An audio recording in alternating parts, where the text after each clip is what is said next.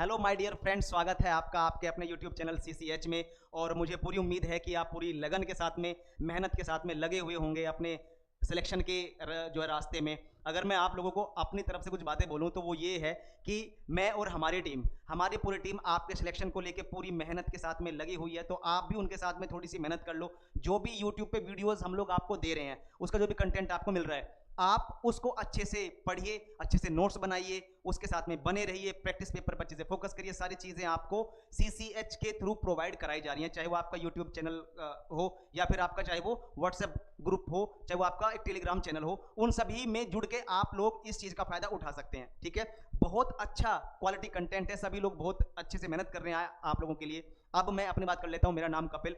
Economy का जो lecture हमारा अभी है, इससे पहले कुछ लेक्चर हमारे इकोनॉमी के हो चुके हैं, जैसे कि नेशनल इकोनॉमी लेक्चर नंबर 2 हम लोग पढ़ चुके हैं। उसमें मैंने कुछ बातें बहुत अच्छे से समझाई हैं आपको। आई कोर क्या है ना, कैपिटल आउटपुट रेशियो क्या है, कुछ बेसिक टर्म है, वो सारी बातें हम लोगों ने उसमें डिस्कस की है। तो ये लेक्चर देखने से पहले जो आपकी प्लेलिस्ट है यूट्यूब चैनल पे जाएंगे आप, तो वहां पे पिछली वीडियोस को जरूर देखना आप, ताकि ये चीजें आपको अच्छे से समझ में आ सके। वो चीज आपकी समझ में आएगी तो वहां से आगे ये लेक्चर जब आप देखेंगे तो चीजें आपकी और अच्छे से समझ में आएंगी। ओके गाइज, तो शुरू करते हैं आज की इस क्लास को। टॉपिक जैसे नेशनल इनकम का चल रहा है हमारा, इसमें हम लोग आज डिस्कस करने वाले हैं कि methods of computing national income, यानी कि राष्ट्रीय आय की गणना के तरीके। यानी हम नेशनल इनकम को किस तरीके से मेजर कर सकते हैं, माप सकते हैं कि भाई हमारी नेशनल इनकम इतनी है। ठीक है, वो सारी बातें। ठीक है, जैसे आप अपने परिवार की इनकम को मापते हैं, आपकी इनकम इतनी उस सोर्स से हुई है, इतनी उस सोर्स से हुई है, उतनी उस सोर्स से हुई है, तो सारी की सारी बातें आप कैलकुलेट कर सकते हैं। तो ऐसे ही नेशनल इनकम को काउंट करने के हमारे पास में 3 तरीके हैं। कौन से? एक तो इनकम मेथड होता है, ठीक है। एक होता है कौन सा जी, इसको बोलते हैं आप प्रोडक्शन मेथड, प्रोडक्शन मेथड या उत्पाद विधि। ये इनकम मेथड हो गया। ये आपका एक्सपेंडिचर मेथड। इनकम मेथड का मतलब ये है कि जो फैक्टर्स ऑफ, या मैं कहूं जो आपके उत्पादन के कारक हैं, जो आपके उत्पादन के कारक हैं, उत्पादन के कारक हैं, उनसे जो भी इनकम हुई है उन सबको जोड़ देंगे आप। यानी चाहे वो आपका वेज हो, चाहे वो आपका जो आपका इंटरेस्ट हो, चाहे आपका रेंट हो, चाहे आपका प्रॉफिट हो, उन सबको जब आप जोड़ देंगे तो वो सब किस में आ जाएगा? आपका इनकम मेथड में। इसमें क्या आएगा? यानी जीवीए के हर सेक्टर को जोड़ने के बाद में जो भी इनकम आएगी वो सारी की सारी इसमें आ जाएगी आपकी, जिसमें आप लोग बोलते क्या उसको? उत्पाद विधि। यानी जैसे आपका प्राइमरी सेक्टर से होने वाली इनकम, सेकेंडरी सेक्टर से होने वाली इनकम, टर्सरी सेक्टर से होने वाली इनकम, क्वार्टरनरी सेक्टर से होने वाली इनकम, क्वीनरी सेक्टर से होने वाली इनकम। अच्छा, ये जो क्वार्टरनरी और क्वीनरी आप शब्द सुन रहे होंगे ना, ये मैंने इकोनॉमी के पहले लेक्चर में इन पे बातें की हैं। तो आप उस पहले लेक्चर को जरूर देखना, वहां से ये चीजें आपकी समझ में आ जाएंगी कि आखिर क्या है ये। ठीक है, वहां पे मैंने आपको थोड़ा सा जो गिग इकोनॉमी है, इंडिगो इकोनॉमी है, उनके बारे में भी हल्का सा बताया है। ठीक है, एक्सपेंडिचर मेथड, यानी जो भी खर्चे होते हैं आप उन सबको अगर आप जोड़ देंगे सारा, तो उसके हिसाब से भी आप यहां से इनकम आप निकाल सकते हैं। एक्सपेंडिचर मेथड जैसे कि आप लोग देखते हैं, इसमें कंजम्पशन शामिल होता है, इसमें इन्वेस्टमेंट शामिल होता है। ठीक है, इसमें आपका जैसे कि एक्सपोर्ट माइनस इंपोर्ट के जो बीच का डिफरेंस है वो शामिल होता है, गवर्नमेंट एक्सपेंडिचर इसमें शामिल होता है। ठीक है, वो सारी बातें हम लोग इसमें शामिल, वो सारी बातें हम लोग इसमें डिस्कस कर लेते हैं। अब इनके बारे में थोड़ा सा देखते हैं आगे। जैसे इनकम मेथड में क्या है? इनकम मेथड में आपको जो चीजें याद रखनी है, इनकम मेथड में जो चीजें आपको याद रखनी है वो है कि जैसे जैसे जैसे यहां पे बिल्कुल सिंपल तरीका बता रहा हूं मैं आपको। ये चीज तो आप एक बार पढ़ ही लेना, आपके सामने स्लाइड है, लेकिन मैं एक बात और बता रहा हूं आपको। जैसे आपका इसमें शामिल क्या होगा? वेज शामिल होगा। ठीक है, इसमें क्या होगा आपका? इसमें इंटरेस्ट शामिल होगा। ठीक, इसमें क्या शामिल होगा आपका? इसमें रेंट शामिल होगा। इसमें क्या शामिल होगा? इसमें आपका प्रॉफिट शामिल होगा। ठीक, अब इसको मैं कैसे याद रखता हूं? इसको मैं याद रखता हूं जी विप्रो के नाम से। तो आप भी इसको विप्रो के नाम से याद रख सकते हैं, विप्रो। यानी डब्ल्यू से वेज, आई से इंटरेस्ट, पी से प्रॉफिट और आर से रेंट। यानी जो भी उत्पादन के कारक हैं, चाहे वो लैंड हो, लेबर हो, कैपिटल हो, एंटरप्राइज हो, ये सब उनसे होने वाली इनकम ही तो है। जब आप इनको जोड़ देंगे तो ये क्या आ जाएगा? सारा आपकी आय विधि, किसकी? नेशनल इनकम को कैलकुलेट करने की। अब आप इसको पढ़ लो। इस विधि के तहत किसी अर्थव्यवस्था में सभी व्यक्तियों की आय को जोड़कर, सभी व्यक्तियों की आय को जोड़कर, ठीक है, नेशनल इनकम प्राप्त की जाती है। व्यक्ति अपनी सेवाओं और अपनी संपत्ति से भूमि, पूंजी, सेवाओं को राष्ट्रीय उत्पाद में योगदान देकर आय अर्जित करते हैं। वो सारी बातें हम लोगों ने यहाँ पे देखी है। ये बात आपको याद रहती है तो अच्छी बात है, नहीं तो इसको आप याद कर लो। इसको आप जोड़ देंगे तो सारा क्या जाएगा आपका? इनकम मेथड से नेशनल इनकम निकल के आ जाएगी। ओके जी, आगे देखते हैं। यहाँ पे प्रोडक्ट और वैल्यू एडेड मेथड यानी उत्पाद विधि। उत्पाद विधि जैसा मैंने आपको बोला था कि इस विधि के अंतर्गत क्या करते हैं कि जो विभिन्न क्षेत्र हैं, विभिन्न क्षेत्रों द्वारा, विभिन्न क्षेत्र कौन से हैं, जैसे कि हम लोगों ने अभी अभी थोड़ी देर पहले ही डिस्कस किया था कि विभिन्न क्षेत्र कौन से हैं यहाँ पे, प्राथमिक क्षेत्र हो गया, द्वितीय क्षेत्र हो गया, तृतीयक हो गया, चतुर्थ हो गया, पंचम हो गया, या मैं कहूँ primary sector, secondary sector, tertiary sector, quaternary और क्वीनरी सेक्टर हो गए। इन सभी से होने वाली इनकम को इसमें आप शामिल कर देते हैं, तो ये क्या हो जाएगा आपका नेशनल इनकम का दूसरा मेथड हो जाएगा कैलकुलेट करने के मामले में। मैं फिर दोबारा से बोल रहा हूँ, क्वार्टरनरी और क्वीनरी शब्द अगर आपको नए लग रहे हैं तो प्लीज आप चैनल की प्लेलिस्ट में जाके इनकम ये जो इकोनॉमी है, जो इकोनॉमिक्स की जो क्लासेस हैं उसमें जाके पहली वीडियो को आप जरूर देखना, वहां पे ये वीडियो मिल जाएगी, या मैंने इन बातों के बारे में जो बताया है वो आपको पहली वीडियो में मिल जाएगा। ओके, इसमें वही बातें बिल्कुल सिंपल, बिल्कुल सिंपल, बिल्कुल सिंपल, इस बात को आप याद रखो। बेशक दूसरी बातों को ध्यान रखने की ज्यादा आवश्यकता है नहीं, बस इतना जो है याद रखो कि भाई विभिन्न सेक्टर से होने वाली इनकम को हम लोग जोड़ के भी नेशनल इनकम काउंट कर सकते हैं। बाकी अगर आप चाहते हैं तो उसको भी एक बार देख लो। ध्यान देने वाली बात यह है कि अगर आउटपुट आंकड़ों के मूल्यों की गणना करते समय उत्पादन प्रक्रिया में प्रत्येक फर्म द्वारा जोड़े गए मूल्य को ही ध्यान में रखा जाता है। इस प्रकार यह विधि मूल्य वर्धित की अवधारणा का उपयोग करती है। वैसे समझ में आता है, ठीक है, नहीं आता है तो जो बातें मैंने आपको बताई है वो सारी बातें याद रखो, बिल्कुल बेसिक और बिल्कुल अच्छे से या बिल्कुल साधारण भाषा में, ठीक है। अगला देखते हैं जी यहाँ पे, अब एक्सपेंडिचर मेथड। एक्सपेंडिचर मेथड का मतलब क्या है कि खर्चे का मतलब क्या है कि इसे कुल व्यय विधि भी कहते हैं। जैसे कि इसमें क्या शामिल होता है, इसमें आप जो गवर्नमेंट एक्सपेंडिचर है वो शामिल कर लेंगे, इसमें आप इन्वेस्टमेंट शामिल कर लेंगे, इसमें आप कंजम्पशन शामिल कर लेंगे, इसमें आप इंपोर्ट और एक्सपोर्ट, या मैं कहूँ एक्सपोर्ट माइनस इंपोर्ट का जो डिफरेंस है वो आप शामिल कर लेंगे, ठीक है जी। इसमें वो चीज आएंगे हमारे पास में, एक मिनट, ठीक है गाइस। तो ये सारी बातें, अब इसमें क्या होगा ध्यान देना, यहां पे आप शामिल कर लेंगे क्या, कंजम्पशन, यानी कि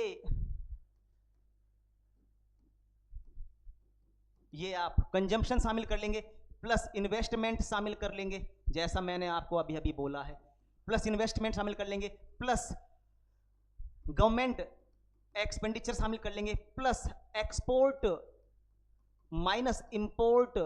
इंपोर्ट, ये इंपोर्ट है, इंपोर्ट मतलब आयात, इनके बीच का जो भी डिफरेंस आएगा वो यहाँ पे हो जाएगा, ठीक है। तो इसको आप कहते हैं कुल व्यय विधि। इस विधि में यह माना जाता है किसी व्यक्ति द्वारा अर्जित आय या तो उपभोक्ता वस्तु सेवाओं पर खर्च की जाती है या फिर बचाई या निवेश की जाती है। देखो छोटी सी बात है, जो भी आपकी इनकम हो रही है, जो भी आपकी इनकम होगी, इनकम का आप क्या करेंगे, इनकम का या तो आप अपनी पसंद की चीजों को खरीदने में खर्च करेंगे, पहली बात। दूसरी बात, या आप सेविंग करेंगे फ्यूचर को देखते हुए, ठीक है। जैसे कि अब कोरोना टाइम पीरियड में वो लोग काफी फायदे में रहे थे जिन्होंने पहले से सेविंग की हुई थी, ठीक है, तो सेविंग फायदेमंद रहती है, ठीक है। या फिर आप कहीं पे इन्वेस्ट करेंगे। इन्वेस्ट करने का मतलब ये है कि जब आप किसी पैसे को कहीं पे इन्वेस्ट कर रहे हैं, इसका मतलब ये है कि आपको ये उम्मीद है कि भाई वहां से इसके रिटर्न में कुछ पैसा हमें और मिलेगा, ये होता है आपका इन्वेस्ट। तो यानी जो भी आपकी इनकम हो रही है उससे आप कुछ ना कुछ कहीं पे यानी कुछ खर्चे कर सकते हैं, कुछ निवेश कर सकते हैं, कुछ बचा सकते हैं। तो इस विधि में सारी बातें वही शामिल है, वही है कि भाई कुल व्यय विधि, जो भी अगर हम कुल व्यय को भी अगर हम जोड़ देंगे कि भाई इतना इतना खर्चा किया, तो उस हिसाब से भी ये मेथड उसमें कैलकुलेशन में काम आ जाता है, किसके, आपकी जो नेशनल इनकम को कैलकुलेट करने के, ठीक है। ध्यान देना, व्यक्तिगत उपभोग पर व्यय, ये सारी बातें, निवेश सरकारी व्यय है, निर्यात आयात का माइनस करके वो सारी बातें, ये फॉर्मूला आप याद रखना। नेशनल इनकम यानी personal consumption expenditure plus investment plus government expenditure plus export minus import, ये सारी बात, इनको एक बार हल्का सा आप देख लेना। तो ये हो गया जी हमारा एक्सपेंडिचर मेथड, यानी तीनों मेथड कौन से हैं नेशनल इनकम को काउंट करने के या कैलकुलेट करने के। एक तो था हमारा इनकम मेथड, एक था हमारा एक प्रोडक्शन मेथड, एक था हमारा एक्सपेंडिचर मेथड। तीनों के बारे में ही मैंने आपको बेसिक बताया है। और वैसे भी क्वेश्चन जब पूछते हैं ना तो बेसिक समझ होनी बहुत जरूरी होती है, क्वेश्चन गलत नहीं होते आपसे।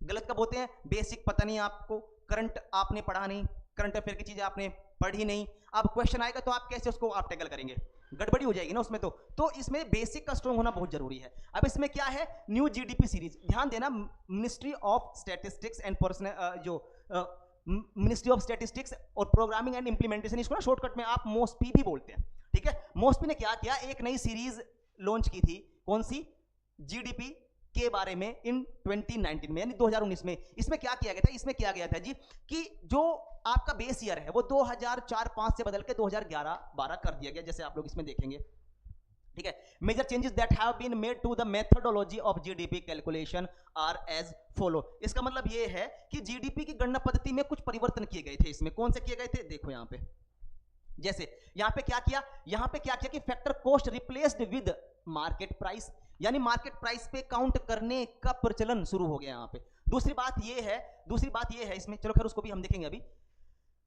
उसके बाद में क्या हुआ यहाँ पे कि the old series of GDP used factor cost for calculating GDP, the new series used market price for calculating GDP. अब क्या है कि न्यू, अब हम जीडीपी को काउंट कर रहे हैं किस पे, मार्केट प्राइस पे, तो ये न्यू सीरीज है, ठीक है। उसके बाद में हम लोगों ने क्या किया कि जिसमें आधार वर्ष है, जिसमें बेस ईयर है, बेस ईयर 2004-5 से चेंज करके हमने क्या किया 2011-12, ये आपको याद रखना है। तो जो जीडीपी कैलकुलेशन के मामले में जो बेस ईयर है हमारा वो अब 2004-5 नहीं है जी, 2011-12 है। ये दूसरी बात यही थी जो हम लोगों ने देखी कि फैक्टर कॉस्ट को रिप्लेस कर दिया गया और अब मार्केट प्राइस पे हम लोग कैलकुलेट करते हैं, ठीक है। ये कुछ बातें, बाकी ये इसका हिंदी में है।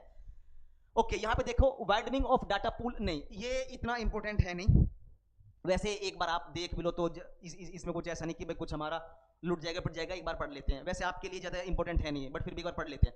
पिछला डेटा उद्योगों के वार्षिक सर्वेक्षण से लिया गया था, जिसमें लगभग 2 लाख कारखाने शामिल थे। नया डेटाबेस कॉर्पोरेट मामलों के मंत्रालय के साथ पंजीकृत 5 लाख विषम कंपनियों से लिया गया है, ठीक है।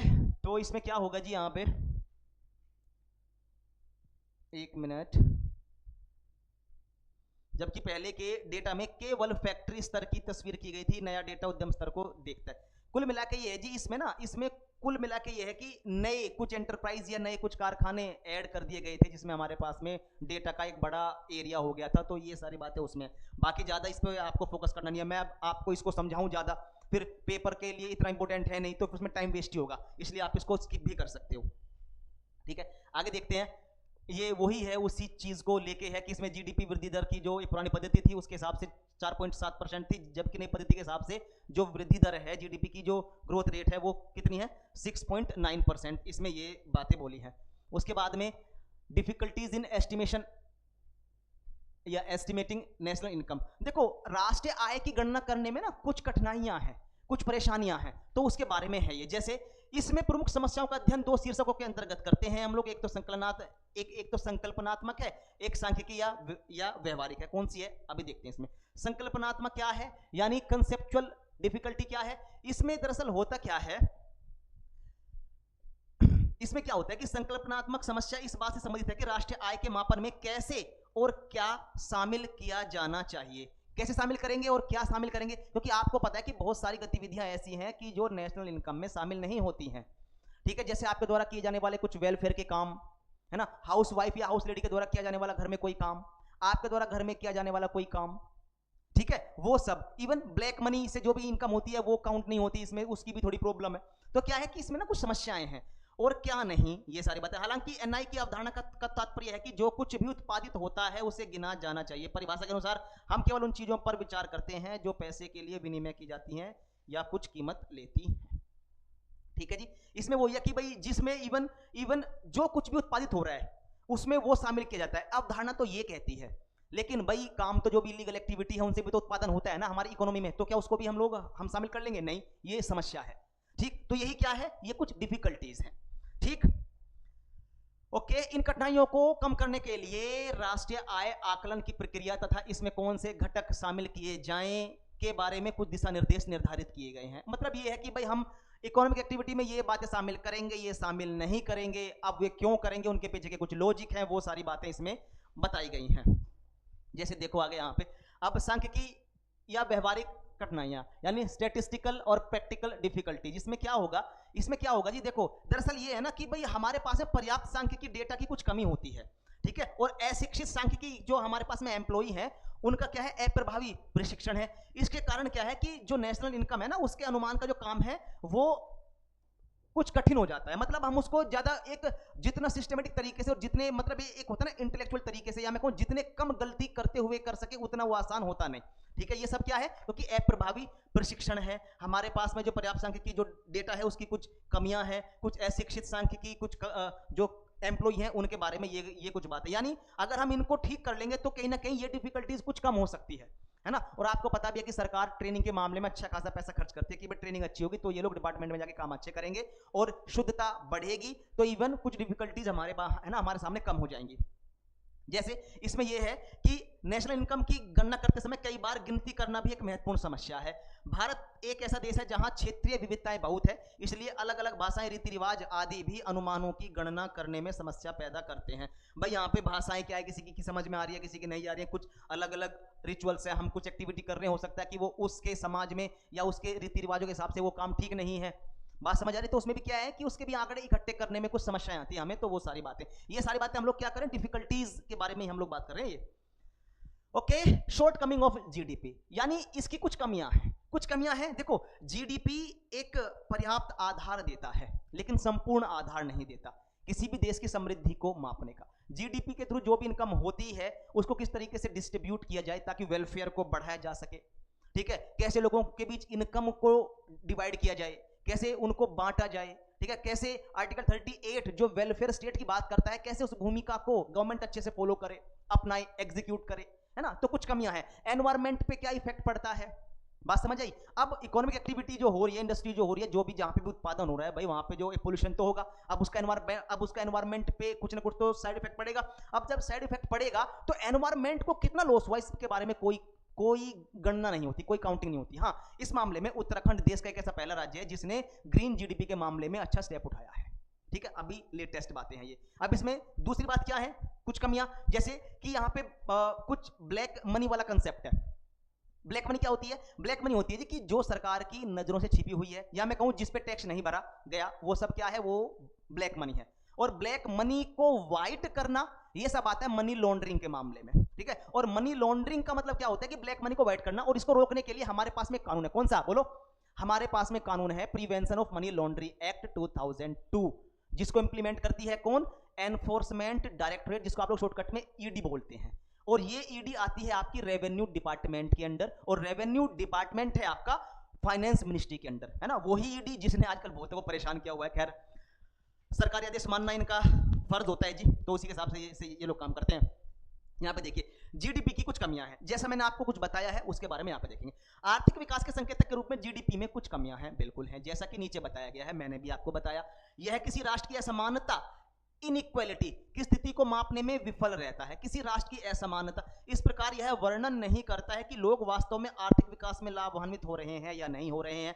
ध्यान देना, जो भी हमारे पास में इसमें इनकम हुई, अब उससे क्या हुआ कि वो सभी में क्या इक्वली डिस्ट्रीब्यूट हुई? नहीं हुई। जैसे आप देखते हैं आज इंडिया में क्या कि पश्चिमी स्टेट है हमारे पास में, वेस्टर्न स्टेट है इंडिया के, जैसे कि आपका गोवा हो गया, है ना, ये आपका पंजाब हो गया, हरियाणा हो गया, दिल्ली वाला पार्ट हो गया, ये क्या, ये ना रईस राज्यों में आते हैं, अमीर राज्यों में आते हैं। अब जो ईस्टर्न इंडिया है या नॉर्थ ईस्टर्न पार्ट है इंडिया का, वहां पे आप लोग देखिए, कुछ साउदर्न पार्ट देखिए आप लोग, वहां पे वे कुछ गरीब राज्य हैं बजाय वेस्टर्न स्टेट्स के। तो क्या है, इनइक्वालिटी है कि नहीं है? लोगों में इतनी गरीबी अमीरी है ना। अब देखो, कुछ बिजनेसमैन लोग हजारों करोड़ रुपए शादी में खर्च कर देते हैं, तो वहीं कुछ लोग ऐसे हैं जिनको बेचारे को खाने को रोटी तक नसीब नहीं है। बात समझ आई? कुछ लोगों से अपना घर का खर्च जो एक चलाना, या मैं कहूं कि परिवार को अच्छे से जिम्मेदारियों के साथ में रन करना आसान काम नहीं हो रहा है। तो कुछ लोग ज्यादा हवाई में जीवन जी रहे हैं, ये लजीज चीजें, वो सब चीजें हो रही हैं। तो क्या है कि इनइक्वालिटी तो है ही है, आदमी से आदमी के बीच में, क्षेत्र से क्षेत्र के बीच में, राज्यों से राज्यों के बीच में, है ना, और देश के बीच में भी तो है भाई। अगर आप नेशनल इनकम की बात करते तो क्या अमेरिका को हम कॉम्पीट कर सकते हैं कि अभी फिलहाल नहीं कर सकते भाई। वर्ल्ड जीडीपी का लगभग 26% हिस्सा उसके अंडर है। हमारे पास में कितना है? हमारे पास में 3.424 ट्रिलियन डॉलर की इकोनॉमी हमारे पास वर्ल्ड की। तो क्या इनइक्वालिटी तो बहुत सारी है ना। तो वेस्टर्न कंट्रीज अमीर हैं, ईस्टर्न कंट्रीज उतने अमीर नहीं है, अगर कुछ देशों को छोड़ दे तो आप, ठीक। ग्लोबल साउथ भी ज्यादा अमीर नहीं है, बस अपना काम चला रहे हैं ये देश। तो इनइक्वालिटी तो है ही, देश से देशों के बीच में, राज्यों से राज्यों के बीच में, इंडिया में क्षेत्र से क्षेत्र के बीच में, लोगों से लोगों के बीच में। अब इसको अगर दूर करना है तो कहीं ना कहीं इन कमियों को दूर करना पड़ेगा। अगर आपको कमियां पता है तो उनके बारे में आप अच्छी पॉलिसीज भी बना सकते हो, पॉलिसीज बना सकते हैं। तो जाहिर सी बात है उसके लिए बहुत अच्छा आपके पास में क्या है, इंस्टीट्यूशन भी तो है ना, नीति आयोग। नीति आयोग इसीलिए ही बनाया गया था, एक मिनट, ठीक है जी, आई एम सॉरी। तो क्या हुआ कि नीति आयोग इसीलिए ही बनाया गया था 2015 में 1 जनवरी को, प्लानिंग कमीशन की जगह पे, ठीक। थिंक टैंक के रूप में काम करता है कि कैसे हम ये चीज कम करें ताकि देश के जो नागरिक हैं, सिविलाइज्ड जो नागरिक है हमारे देश के, ताकि उनका लाइफ स्टैंडर्ड काफी अच्छा हो सके। ओके गाइस, आगे देखते हैं। तो ये आई होप ये सारी बातें आपको समझ में आ गई होंगी जो मैंने आपको बताया। 17 में देखिए, काला बाजार यानी black market. Black market illegal activity, यानी ब्लैक मार्केट, जो भी कालाबाजारी होती है, जो भी इलीगल एक्टिविटी होती है, क्या वो इसमें शामिल होती है क्या? नहीं होती है। उनसे भी क्या उसमें प्रॉब्लम ही क्रिएट होती है। तो वो पैसा सरकार की नजरों में नहीं है, प्लस वो पैसा कहां पे यूज हो रहा है सरकार को नहीं पता। जब उसके साइड इफेक्ट सामने आते हैं तब सरकार कहती है कि अच्छा ये काम ऐसे हो रहे हैं, फिर उसके ऊपर हमारी एजेंसी छानबीन करती है। यानी अगर हम पहले से काम ठीक ठाक करते तो हमारी एजेंसीज को एक्स्ट्रा एफर्ट जो वहां पे करना पड़ा वो सब करना नहीं पड़ता। तो ये भी कुछ कमियां हैं हमारे जीडीपी की जो प्रॉपर इस पे फोकस नहीं कर पाती है। देखो यहाँ पे कालाबाजार, अवैध गतिविधियां, पेन का कलर चेंज कर लेता हूं जी। काला बाजार अवैध गतिविधियां मूल्यों में विकृतियां पैदा करती हैं और इसलिए जीडीपी के आंकड़ों में भी अविकसित अर्थव्यवस्थाओं का एक बड़ा हिस्सा ऋण साधनों और बैंक नोटों के इस्तेमाल के बजाय वस्तु विनिमय व्यापार पर निर्भर करता है। जीडीपी के आंकड़े ऐसे मामलों में आर्थिक गतिविधियों को कम करके आंकते हैं। मैं आपको सिंपल बोल दूं, देखो इसका इस लाइन का मतलब क्या हुआ। देखो कुछ ना गरीब देश हैं, वहां आज भी बार्टर सिस्टम चलता है। बार्टर सिस्टम आप समझते हैं, यानी वस्तुओं का आदान प्रदान, ठीक है। जैसे उनको जरूरत है गेहूं की, गेहूं मेरे पास है, मुझे जरूरत है चावल की, चावल उनके पास है, एक्सचेंज कर लेते हैं, बार्टर सिस्टम है, ठीक है। बार्टर सिस्टम को काउंटर करने के लिए ही तो पैसे का जन्म हुआ था। और आज आप देखते हैं क्या, प्लास्टिक मनी के रूप में आपके पास में एटीएम कार्ड होते हैं, और भी इससे आगे एडवांस यूपीआई है हमारे पास में, डिजिटल पेमेंट कर रहे हैं आज आप लोग, है ना। विदेशों में भी हमारी यूपीआई काम कर रही है, मतलब एक्सेप्ट कर रहे हैं लोग, फ्रांस जैसे देश, है ना, भूटान जैसे देश, ये सब अपना रहे हैं हमारे इस यूपीआई को। तो क्या हुआ कि यहाँ पे जो अविकसित देश हैं बेचारे, वहां पे आज भी बार्टर सिस्टम चलता है। तो जाहिर सी बात है इकोनॉमिक एक्टिविटी वहां पे प्रॉपर काउंट नहीं हो पाती, और हमारे पास में उसके आंकड़े भी नहीं होते, या फिर उसके आंकड़े कम होते हैं हमारे पास, ठीक है। जीडीपी पर्यावरण को होने वाले नुकसान को ध्यान में नहीं रखता। मैंने आपको पहले ही बताया था कि उत्पादन में जो भी साधन यूज होते हैं, तो उनसे भाई कुछ ना कुछ तो प्रदूषण होगा, पोल्यूशन होगा। अब उसका साइड इफेक्ट कहां पे जाएगा, एनवायरमेंट पे। एनवायरमेंट को कितना डैमेज हुआ उसकी कैलकुलेशन का हिसाब नहीं है, तो एनवायरमेंट को भी तो लॉस हो रहा है ना, उसका कुछ कैलकुलेशन नहीं। तो उसके बारे में भी क्या है यहाँ पे, उसको ध्यान में नहीं रखते हम, जबकि बहुत जरूरी है। नेचर के बारे में एक बात है जी, कि अगर प्रकृति है तो हम हैं, ठीक है। प्रकृति को नुकसान पहुंचाएंगे तो उससे ज्यादा नुकसान हमें हो जाएगा जी, ठीक। जैसे आप लोग किसी पेड़ की डाली को काट देते हैं, है ना, इसका मतलब यह है कि आपने वो पेड़ की डाली नहीं काटी, आपने अपने जीवन का वो हिस्सा काट दिया जिस हिस्से से आप उस डाली से जुड़े हुए थे। बात समझ आई थोड़ी सी। अगर मैं एथिकल बात करूं तो प्रकृति की सुंदरता को बिगाड़ने का हमें कोई हक नहीं है ना। हम लोग क्या करते हैं, पेड़ काट देते हैं, टहनी काट दी, वो कर दिया ना, फूल तोड़ लिए, ये सब चीज ठीक नहीं। एनवायरमेंट की जितनी हो सकता है उतनी रिस्पेक्ट करो, उतनी इज्जत करो, पेड़ पौधे लगाइए। किसी का हैप्पी बर्थडे आ रहा है तो उसको गिफ्ट में पेड़ पौधे दो आप, जो बजाय इसके कि भाई केक वेक सब मुंह पे लगा रहे हैं, फेंक रहे हैं उसको, ये सब इधर, ये सब वेस्टेज ही है, ठीक। तो प्रकृति भी खुश होगी कि यहाँ पे चीजें बहुत अच्छी हैं, बच्चे अच्छे हैं काफी। बात समझ, ये थोड़ी सी एथिकल बातें थी। खैर यहाँ पे देखिए ये सारा, इसलिए टिकाऊ आर्थिक विकास की अवधारणा को कमजोर करता है। बिल्कुल पर्यावरण पे फोकस करेंगे, यानी पर्यावरण का कितना नुकसान हुआ, जब उसके खर्चे को भी यहाँ पे शामिल किया जाएगा तो हमारी पॉलिसी बहुत अच्छे से काम कर रही होगी, और नेक्स्ट पॉलिसीज में हम उस खर्चे को या उस डैमेज को कम करने के लिए भी पॉलिसी बनाएंगे। इसका मतलब हमारा एनवायरमेंट स्वस्थ रहेगा तो हम स्वस्थ रहेंगे, हम स्वस्थ रहेंगे तो आर्टिकल 21 जो right to life with dignity की बात करता है, उसके हिसाब से हमारा जीवन अच्छा चल रहा होगा according to constitution. Okay boss, आगे देखते हैं जी। यहाँ पे GDP fails to measure the actual well-being of a nation as it counts bads as well as goods। यानी कि अगर मैं सिंपल सी अगर यहाँ पे बात बोलूं कि GDP ना किसी भी देश की वास्तविक खुशहाली को मापने में विफल रहा है, ठीक, क्योंकि अच्छाई है तो बुराई भी है, दोनों को काउंट किया जाता है। क्या किसी भी देश की GDP को ध्यान में रखते हुए आप बता सकते हैं कि भाई वो देश कितना खुश होगा, या उस देश का कितना, या उस देश की जनसंख्या कितनी खुश है, कितनी दुखी है? नहीं आप बता सकते, एग्जैक्ट नहीं बता सकते, ठीक है। इसमें तो हैप्पीनेस इंडेक्स आता है, फिर उसमें अलग अलग मेजर यूज होते हैं, फिर उससे हिसाब आता है कि हाँ भाई इस देश की इतनी परसेंट जो है जनसंख्या इतनी खुश है, और हिसाब से उस पर फिर वर्ल्ड रैंकिंग आती है। तो किसी भी देश का, किसी भी सरकार का जो एक मेन ऑब्जेक्ट होना चाहिए जो होता है, वो ये होता है कि भाई अपनी जनता को किस तरीके से बेहतर सेवाएं दे सके वो, ठीक है। उसके बारे में ये कुछ बातें हैं। बाकी जब भूकंप आ जाता है और पुनर्निर्माण की आवश्यकता होती है तो GDP बढ़ जाती है। इस तरह जब कोई बीमार हो जाता है और उसकी देखभाल पर पैसा खर्च होता है तो इससे GDP के हिस्से के रूप में गिना जाता है। लेकिन विनाशकारी भूकंप या लोगों के बीमार होने से हम बेहतर स्थिति में नहीं हैं। यह किसी देश के खुशी के स्तर को नहीं मापता, बिल्कुल इंपॉर्टेंट है, ठीक है। उदाहरण के लिए GDP अवकाश के समय के लिए कोई समायोजन नहीं करता, बिल्कुल सही बात है। देखो सीधी सी बात है जी, GDP, मैंने एक बात बोली कि GDP ठीक है, बहुत अच्छी बात है, GDP पे फोकस करना चाहिए, लेकिन यही एक फाइनल सोल्यूशन नहीं है, है ना। इससे थोड़ा सा एडवांस जाके भी आप लोगों को काम करने होंगे। अल्टरनेटिव टू GDP, यानी इसमें क्या होगा कि लोगों के कल्याण और खुशहाली को मापने के लिए GDP की कमियों के कारण कई अन्य संकेतक प्रस्तावित किए गए हैं, उनका उपयोग किया जा रहा है। इनमें से कुछ सूचकांकों पर नीचे चर्चा की गई है। अब कौन सी है, वही होंगे जो बातें हम लोगों ने कुछ देखी हैं अभी यहाँ पे। जैसे आपने देखा होगा कि यहाँ पे जेन्युइन प्रोग्रेस इंडिकेटर क्या है, यहाँ पे कि भाई जेन्युइन प्रोग्रेस हो रही है, यानी बिना लॉस किए हुए एनवायरमेंट को, ह्यूमन बीइंग की जो हेल्थ है उसको, है ना, उसको बिना लॉस किए हुए कुछ बातें हो रही है कि नहीं हो रही है, इंडिकेटर इसका एक संकेतक है। ये यहाँ पे वास्तविक प्रगति संकेतक एक मीट्रिक है जिसे आर्थिक विकास के माप के रूप में जीडीपी को बदलने पूरक करने के लिए सुझाया गया है। यह मापता है कि किसी देश में आर्थिक उत्पादन और उपभोग का पर्यावरणीय प्रभाव और सामाजिक, जो हम लोगों ने अभी देखा, लागत, समग्र स्वास्थ्य जो अभी अभी हम लोगों ने डिस्कस किया था, स्वास्थ्य और कल्याण में नकारात्मक या सकारात्मक कारक है या नहीं, इसके बारे में या इसे मापता है।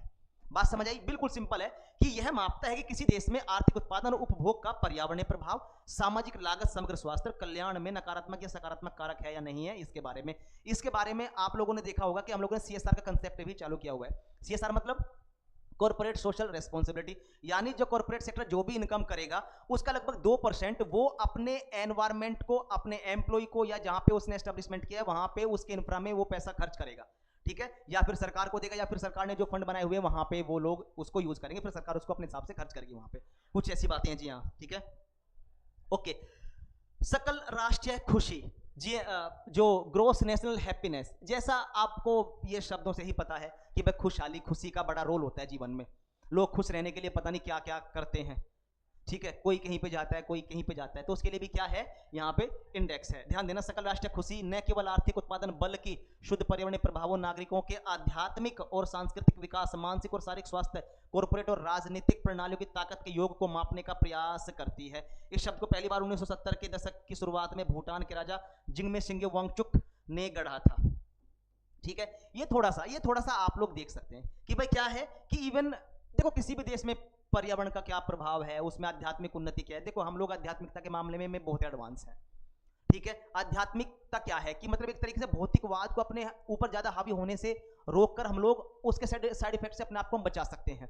आज लोगों के पास में पैसे की इनकम ये हो, पैसे से ये हो, सब कुछ पैसा मान के बैठे हैं वो, ठीक है, सब कुछ पैसा होता है, ठीक है, मैं मानता हूं कि पैसा बहुत कुछ होता है, लेकिन अगर पैसा सब कुछ ही होता है तो जी ध्यान देना, कोरोना में इतने लोग मरे तो पैसे से वो बच भी सकते थे, ठीक है। अमेरिका जैसे देश है वहां पे पैसा बहुत है लोगों के पास में, लेकिन लोग सुसाइड कर रहे हैं वहां पे, ठीक है, वहीं पे नहीं और सारे रीजन भी है, वहां पे प्रेशर है। अब क्या, जब आध्यात्मिकता के साथ में आदमी जुड़ा होता है तो वहां पे ईश्वरीय संकल्पना की बात आती है, तो वहां पे क्या होता है कि एक अटैचमेंट होता है कि ठीक है भाई कोई बात नहीं, सब कुछ ठीक ठाक हो जाएगा, अपना इंसान है और एक दूसरे का सहयोग करते हुए आगे बढ़ेंगे, ठीक है। तो वहीं से प्रेम भाव होता है, वहीं से क्या होता है, वहीं से आपसी लगाव आता है, तो वहीं से आदमी धीरे धीरे परेशानियों को टैकल करना शुरू कर देता है या सीख लेता है। बात समझ आइए? तो उसमें वही बातें हैं कुछ। यहां पे देखिए, ग्रोस सस्टेनेबल डेवलपमेंट प्रोग्राम, यहां पे सस्टेनेबल वर्ड का यूज क्या है कि फ्यूचर की पीढ़ियां, यानी जो भविष्य की जो पीढ़ियां हैं हमारे पास में, उनके लिए भी हमें संसाधनों को बचा के रखना है, यानी हमें वर्तमान रिसोर्सेज का इस तरीके से यूज करना है कि फ्यूचर के लिए भी वो बचे रहे, जो हमारी आगामी आने वाली पीढ़ियां हैं वो भी उनका यूज कर सके, उसमें ये सारी बातें। सकल सतत विकास उत्पाद, पर्यावरण और स्वास्थ्य में गिरावट, सुधार के आर्थिक प्रभावों को मापता है। संसाधनों की कमी, मूल्य ह्रास, पर्यावरण पर लोगों की गतिविधि का प्रभाव, पर्यावरण की गुणवत्ता आदि। इसे ग्लोबल कम्युनिटी असेसमेंट सेंटर और society for world sustainable development द्वारा विकसित किया गया है। ये क्या है? ग्रोस सस्टेनेबल डेवलपमेंट प्रोडक्ट की बात है। यहाँ पे मैंने आपको सस्टेनेबल वर्ड का मतलब बताया है। जब आपको सस्टेनेबल वर्ड का मतलब पता है तो ये सारी बातें भी आपको समझ में आ रही होंगी। इसमें क्या होगा कि पर्यावरण है, जो हेल्थ में जो कुछ गिरावट आ रही है, ये उसको मापने का काम करता है यहाँ पे, ठीक है जी। बाकी इसको एक बार हल्का सा आप देख लेना, ये चीजें कंसेप्चुअल हैं, आपके एग्जाम में आए ये जरूरी नहीं है, बस एक थोड़ी सी एक समझ हो जाएगी आपको इसकी, ठीक है। उसके बाद में ह्यूमन डेवलपमेंट इंडेक्स, मानव विकास सूचकांक, ये इंपॉर्टेंट है। मानव विकास सूचकांक यानी मानव विकास, मानव का विकास कहां तक हुआ, किसका इंपॉर्टेंट रोल रहता है इसमें, इंडिकेटर क्या यूज किए हमने, है ना, इंडिकेटर संकेतक कैसे मापते हैं इसको, कौन देश किस सिचुएशन, कौन देश किस कहां पे है, किस स्थिति में है, ठीक है। अब जैसे खासकर जो ह्यूमन डेवलपमेंट इंडेक्स है, इसमें ज्यादातर यूरोपियन कंट्री थोड़े से एडवांस रहते हैं हम लोगों से, रहने स्वाभाविक भी हैं। जब हम लोग गुलामी की दास्तान झेल रहे थे, वो लोग अपने वहां पर रिसर्च एंड इनोवेशन के दम पे अलग अलग प्रोजेक्ट कर रहे थे, अलग अलग काम कर रहे थे, अपने आप को और विकसित बना रहे थे, ठीक है। अब हमारे लिए सबसे बड़ी जो बात थी वो ये थी कि देश आजाद हुआ था, इतने बड़े देश की जनसंख्या को संभालने के साथ साथ विकास भी करना था, तो एक ही फैक्टर नहीं था हमारे सामने, देश को हैंडल भी करना था, देश को आगे भी लेके जाना था, जो कुछ कमियां थी, जो कुछ इवन कुछ समस्याएं थी, उनका भी सोल्यूशन निकालना था, और भी कुछ बहुत सारी बातें थी। लेकिन इतना होने के बावजूद भी हम लोगों ने वर्ल्ड में एक अपने आप को बहुत अच्छे लेवल पे आज एस्टेब्लिश किया हुआ है। बात समझ आई? तो हम इंडियंस यानी जब कोई काम करते हैं तो बड़े अच्छे लेवल पे जाके करते हैं उसको, ये बिल्कुल अच्छी बात है। मानव विकास सूचकांक मानव विकास के प्रमुख आयामों में सतत उपलब्धि का सारांश माप है, अर्थात स्वास्थ्य, शिक्षा और जीवन स्तर, यानी हेल्थ, एजुकेशन, और जीवन स्तर का मतलब यह है कि क्वालिटी फुल लाइफ या लाइफ एक्सपेक्टेंसी आप इसको कह सकते हैं, कि इन तीनों के आधार पे क्या है आप इसको मापते हैं। जैसे स्वास्थ्य, जन्म के समय जीवन प्रत्याशा के माध्यम से मापा जाता है। स्कूली शिक्षा के औसत वर्षों और स्कूली शिक्षा के अपेक्षित वर्षों के माध्यम से मापा जाता है। जीवन स्तर पीपीपी आधार पर प्रति व्यक्ति सकल राष्ट्रीय आय के माध्यम से मापा जाता है। पीपीपी का मतलब है यहाँ पे परचेजिंग पावर पैरिटी, यानी उनके पास में खरीद शक्ति कितनी है। खरीद शक्ति मतलब उनके पास में पैसा कितना है, खरीद सकते हैं कुछ चीज, यानी अपनी मनपसंद की चीजें खरीद सकते हैं या नहीं, अपने मनपसंद का उपभोग कर सकते हैं कि या नहीं, जो चीज पसंद आ रही है उसको खरीद के ले आए, बुक्स पे पैसा खर्च किया, है ना, ऐसी जगह पे इन्वेस्ट किया जहां से हमारी इनकम अच्छे से हो सकती है। तो वो सारी की बातें यहाँ पे है। तो यहाँ पे क्या है, हेल्थ है, एजुकेशन है और जीवन स्तर की बातें आती हैं मानव विकास सूचकांक के बारे में। इसे भारतीय अर्थशास्त्री अमर्त्य सेन और पाकिस्तान के अर्थशास्त्री महबूब उल हक ने विकसित किया था। इसे संयुक्त राष्ट्र विकास कार्यक्रम यूएनडीपी द्वारा अपनी मानव विकास रिपोर्ट के हिस्से के रूप में प्रतिवर्ष प्रकाशित किया जाता है। ये इंपॉर्टेंट है, ये लाइन आप जरूर देख लेना एक बार, ठीक है जी। अमर्त्य सेन बड़ा अच्छा नाम जाता है इनका, बहुत अच्छे इकोनॉमिक थिंकर हैं, बहुत अच्छे इकोनॉमिस्ट हैं, या मैं कहूँ कि भारत की शान बहुत लोग हैं, या मैं कहूँ कि सभी नागरिक, भारत के नागरिक जो है सभी क्या होते हैं, सभी भारत रत्न ही तो हैं। ये बात समझिए, तो उनमें से एक रत्न है कौन, हमारे प्यारे अमर्त्य सेन। और ऐसे पाकिस्तानी अर्थशास्त्री महबूब उल हक ने इसे विकसित किया। इन दोनों ने मिलकर ही इस पे काम किया था, तो इसे क्या किया इन लोगों ने, डेवलप किया अच्छे से। इसमें क्या हुआ, social progress index. Social progress index की मैं अगर बात करूं तो ये सामाजिक प्रगति सूचकांक है, भाई समाज का विकास कहां तक हुआ है कहां नहीं, वो सारी बातें इसमें हम लोग मापते हैं। सामाजिक प्रगति सूचकांक ये मापता है कि देश के किस हद तक अपने नागरिकों की सामाजिक और पर्यावरणीय आवश्यकताओं को पूरा करते हैं। सामाजिक और पर्यावरणीय आवश्यकताएं, सामाजिक आवश्यकताएं और भी होती हैं, जैसे कि उनके आपस में भाई पीने के लिए शुद्ध जल हो, उनके पास में रहने के लिए अच्छा घर हो, खाने पीने के लिए अच्छे रिसोर्सेज हो, प्रेम भाव हो आपस में। पर्यावरणीय मतलब एनवायरमेंट, हेल्दी एनवायरमेंट, पोल्यूशन ना हो, जैसा आप लोग देखते हैं। यह इनपुट को मापने के बजाय विशेष रूप से सामाजिक परिणामों के संकेतों पर ध्यान केंद्रित करता है। इसे सोशल प्रोग्रेस इंपरेटिव द्वारा विकसित किया गया है। खैर ये बातें थोड़ी सी है, आप इनको ध्यान रखना, ठीक है। आगे देख लेते हैं जी, human capital index. Human capital index क्या है कि मानव पूंजी सूचकांक मानव पूंजी की उस मात्रा को मापने का प्रयास करता है जिसे एक बच्चा 18 वर्ष की आयु तक प्राप्त करने की उम्मीद कर सकता है। यह 3 घटकों को मापता है। मानव पूंजी सूचकांक मानव पूंजी की उस मात्रा को मापने का प्रयास करता है जिसे एक बच्चा 18 वर्ष की आयु तक प्राप्त करने की उम्मीद करता है। देखो मानव पूंजी क्या है, ह्यूमन कैपिटल। अगर हम लोग अच्छे से पढ़ेंगे लिखेंगे तो अच्छे से काम करेंगे तो अच्छे से इनकम होगी, देश का भी फायदा होगा और अपनी फैमिली का भी फायदा होगा। तो क्या है, हम लोग ह्यूमन रिसोर्स हैं। आप क्या हो, ह्यूमन रिसोर्स हो, ठीक है। सरकार हमारे ऊपर इन्वेस्ट करती है, फैमिली हमारे ऊपर इन्वेस्ट करती है, तो उनको अच्छा आउटपुट देना हमारा फर्ज भी है। तो उसमें कुछ बातें वही है कि भाई मानव पूंजी यानी किस तरीके से, कि कितने वहां पे सिविलाइज्ड हैं, कितने वहां पे जो स्किल्ड जो वर्किंग कैपिटल है, वो सारी की सारी बातें जिनका योगदान आप लोग दे सकते हैं देश के विकास में, ठीक है। ये सारी बातें वो आगे है। जिसमें सर्वाइवल, जो उसमें कुछ मेजर थे वो थे। सर्वाइवल है expected years of quality adjusted school, जैसे measured by under 5 mortality rates. Under 5 का मतलब ये कि 5 साल से पहले अगर किसी की मृत्यु हो जाती है, इन्फेंट की, छोटे बच्चे की, जो शिशु होता है, तो उसके बारे में ये बात है। Expected years of quality adjusted school, यानी इसमें क्या है, सीधी सी बात ये है कि भाई जो एजुकेशन है उसके बारे में बात की गई। यहाँ पे शिक्षा के निम्नलिखित 2 पहलुओं पर जानकारी को संयोजित करता है। गुणवत्ता की बात करते हैं, प्रमुख अंतरराष्ट्रीय छात्र उपलब्धि परीक्षण कार्यक्रम से परीक्षण स्कोर के सामंजस्य द्वारा मापी जाती है। इन पे ज्यादा फोकस करने की आवश्यकता नहीं है आपको, ये ठीक है, समझ में आता है, ठीक है, नहीं कोई ये इतनी बड़ी बात नहीं है। और वैसे ये इस पे आप ना भी ध्यान दोगे तो भी अच्छा है। हाँ, जो मानव विकास सूचकांक है उसको आप जरूर याद रखना, आपके पेपर के लिए ज्यादा इंपॉर्टेंट है नहीं है। फिर वही बात मैं फिर दोबारा से बोलूं कि मैं इसको समझाने में आपको आधा पौना घंटा और लगाऊं, तो इससे अच्छा ये कि इसको स्किप करो, है ना, कम पढ़ो आगे बढ़ो, वही वाला छोटा सा कंसेप्ट है, लेकिन अच्छा पढ़ो। उसके बाद में ये सब हेल्थ है, मात्रा है, ये सब है ना, स्वास्थ्य वगैरह, ये सब इतना जरूरी नहीं है। ग्रीन जीडीपी, ये इंपॉर्टेंट है, ये इंपॉर्टेंट है। ग्रीन जीडीपी का मतलब क्या होगा, इसका मतलब ये होता है कि जी जो भी, यानी अगर मैं कहूं कि उत्पादन करने के मामले में जो भी पर्यावरण क्षति हुई है उसको मापा जाता है इसमें। जैसे जीडीपी यानी ग्रीन जीडीपी एक शब्द है जिसका उपयोग आमतौर पर पर्यावरणीय क्षति जैसे जैव विविधता हानि, जलवायु परिवर्तन प्रभाव आदि के समायोजन के बाद जीडीपी को व्यक्त करने के लिए किया जाता है। इस प्रकार यह पर्यावरणीय कारकों को ध्यान में रखते हुए आर्थिक विकास का एक संकेतक है। इसका मतलब यह है कि जब भी आप देश के विकास के लिए, राज्य के विकास के लिए कोई ऐसी नीति बनाओगे तो वहां पे पर्यावरण को भी आपको ध्यान में रखना पड़ेगा कि भाई एनवायरमेंट का इतना लॉस हो सकता है, उसके लिए हम क्या एडिशनल पॉलिसी बनाएं जिससे कि एनवायरमेंट को बचाया जा सके, ठीक है। ये वही बात है, ग्रीन जीडीपी, थोड़ा सा इसको याद रखना। उसके बाद में निष्कर्ष में जाते हैं। राष्ट्रीय आय एक संख्यात्मक आंकड़े से कहीं अधिक है, गुड, संख्यात्मक आंकड़े से कहीं अधिक है। यह किसी देश की आर्थिक जीवन शक्ति का एक व्यापक प्रतिबिंब है। हालांकि एनआई के मौजूद यानी नेशनल इनकम के मौजूद उपायों में कुछ कमियां हैं, लेकिन वे सरकारों, व्यवसायों और व्यक्तियों को सूचित आर्थिक निर्णय लेने में मार्गदर्शन करने में महत्वपूर्ण भूमिका निभाते हैं। जैसा कि हम प्रगति की अधिक समग्र समझ के लिए प्रयास करते हैं, ठीक है, प्रगति की अधिक समझ के लिए राष्ट्रीय आय के अधिक व्यापक उपायों को विकसित करने के लिए अनुसंधान और विकास किया जाना चाहिए, जो सामाजिक कल्याण और पर्यावरण स्थिरता को शामिल करते हैं। ठीक है, निष्कर्ष यही है कि देखो जी, रोल तो बड़ा अच्छा रहता ही है इसमें, बाकी इस पर थोड़ा सा फोकस और किया जाए तो हम चीज़ों को बहुत अच्छे से सुधार सकते हैं। ठीक है, वही बातें इसमें कही गई हैं।